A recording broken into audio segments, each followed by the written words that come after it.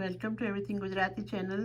તો ચાલો બાળકો, આપણે પાછલા વિડીયોના અંદર ભવિષ્યકાળમાં વાક્યને કેવી રીતે ફેરવવું એ આપણે જોયું.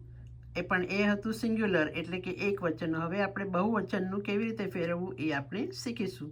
તો પહેલું સેન્ટન્સ છે ફર્સ્ટ પર્સન પ્લુરલનું, અમે ચોપડી વાંચીએ છીએ. આ છે પ્રેઝન્ટ ટેન્સ, વર્તમાન કાળ.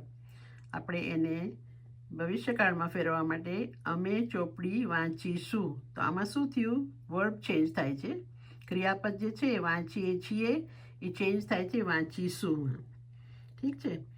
તો વર્બ વાંચ પ્લસ ઈશુ. ઠીક છે. એવી રીતે સેકન્ડ પર્સન પ્લુરલ છે તમે ચોપડી વાંચો છો. તો એનું ચેન્જ થશે તમે ચોપડી વાંચશો. વાંચશો, વાંચ પ્લસ શો. ત્રીજું છે થર્ડ પર્સન પ્લુરલ, તેઓ ચોપડી વાંચે છે. તો તેઓ ચોપડી વાંચશે. તો જોયું તમે આમાં કેવી રીતે ચેન્જ થાય છે first, second, third person plural. તો આ રીતે આપણે ફ્યુચર ટેન્સ એટલે કે ભવિષ્યકાળના વાક્યો બનાવી શકીએ છીએ.